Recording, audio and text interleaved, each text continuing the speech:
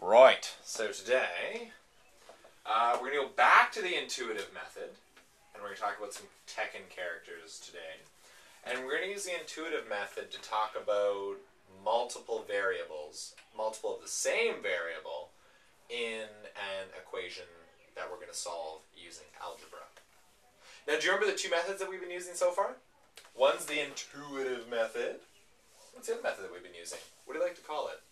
Switcheroo method. The switcheroo, the switch-up method. That's right. So, I thought you might like to go back to the intuitive method because that's a fun one, and that one makes us feel like we have gigantic brains because we can just look at an equation and be like, ah, it's that. Right? Right. Now, give me a Tekken character. Lily. Lily.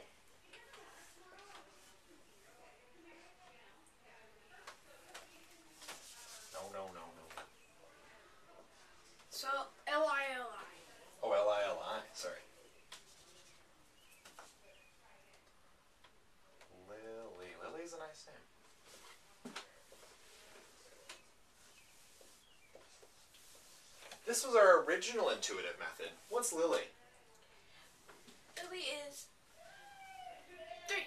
Lily's 3. Very good. Now, if we used the switcheroo or the switch-up method, what we would do is we'd do minus 17 to get rid of it on this side, minus 17 to get rid of it on this side. 20 minus 17 is 3. Lily equals 3.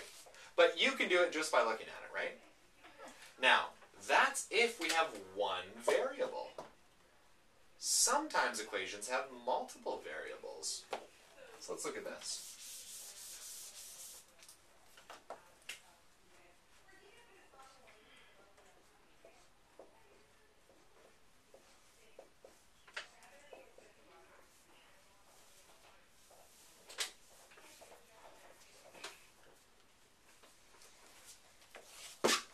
Now that's a funny looking one, right? It's 10 plus 10. It is 10 plus 10. Using the intuitive method, we know that Lily is 10. 10.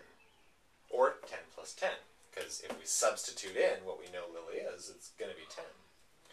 Now, how did you know it was 10? Like, what did you use in your brain to tell you it was 10?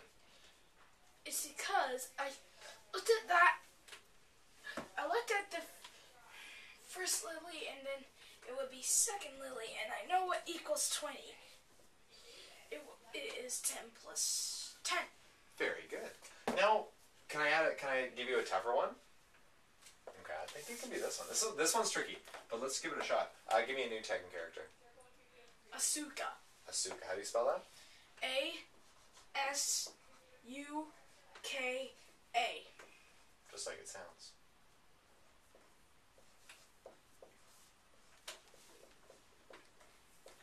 It sounds like a lot of hoopla! Hoopla!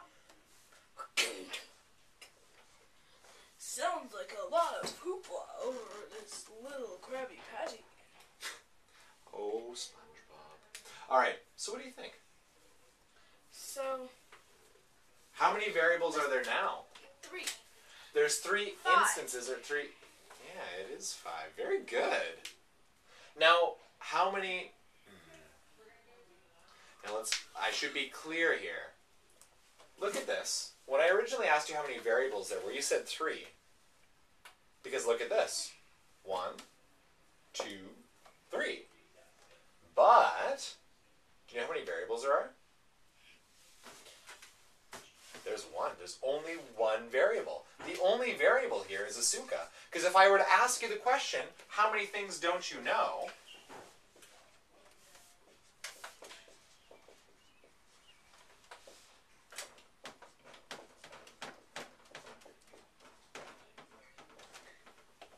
Sorry for my bad handwriting, but I'm getting excited. How many things don't you know? There's only one thing that we don't know. What is that one thing? How many Asukas there will be? That's right, we don't know how many... Well, we know how many Asukas are in this equation. There's 1, 2, 3. But there's only one thing we don't know, and it is Asuka. But this Asuka is the same as this Asuka, is the same as this Asuka. They're all the same, because variables are something we don't No. Uh-huh. Okay. If that didn't blow your mind, I think I will blow it very soon. Now here we go.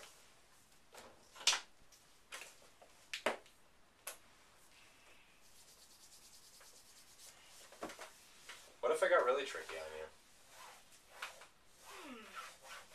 Give me a new character. Ling. How do you spell that? L-I-N-G.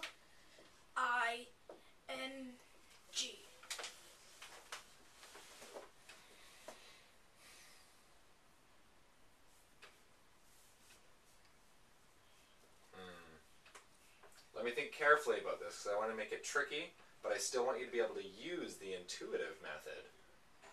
So what I think I'm going to do is I'm going to use that character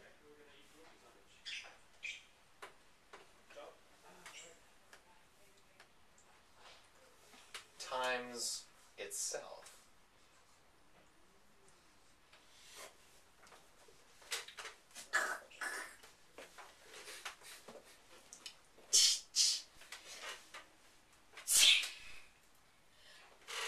Make sure you clear any blemishes or boils.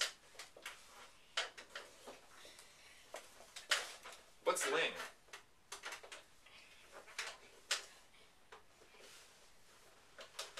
Ling is 8. It is 8. Why is it 8? Because it's times, and 8 times 8 equals 64. Okay, now here, sit down. You're going to need to sit down for this. Do you know why? And why? Watch.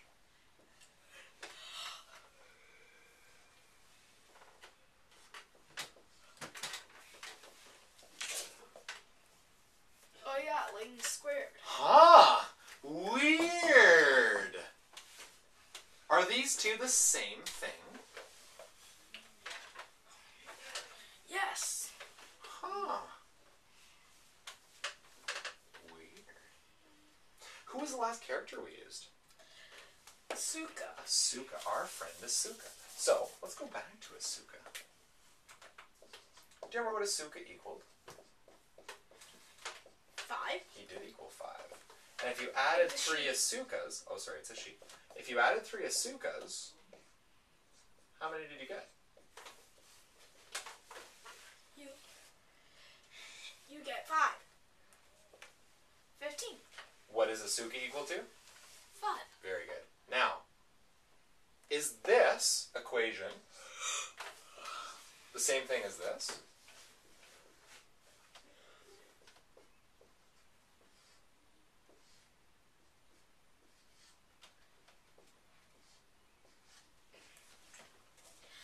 Good. Are they the same? They are. But this one's plus, and this one's times. How can they be the same thing?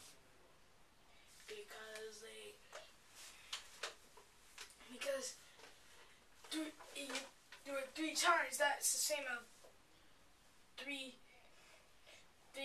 numbers. That's right. Now, do you know what foreshadowing is in English?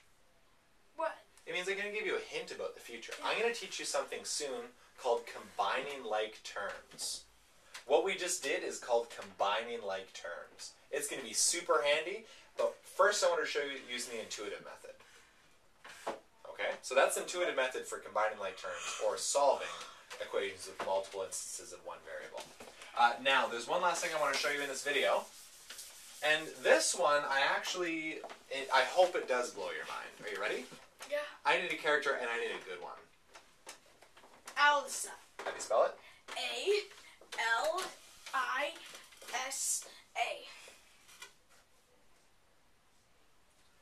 Are you ready? Again, you're going to sit down.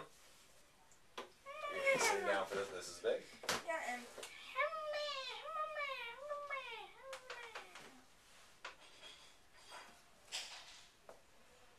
oh. Yeah, I like that noise. What is that? Is it Alyssa? Alyssa? Alisa? I think it could be any number. Whoa! Give me some bro hoof. It could be any number. Am I right? Mm-hmm. What if Alyssa was 17 on this side? What would it be on this side? 17. What if it were infinity on this side? What would it be here? Infinity. Crazy! Isn't that fun? Yeah. By the way, have you ever seen infinity before?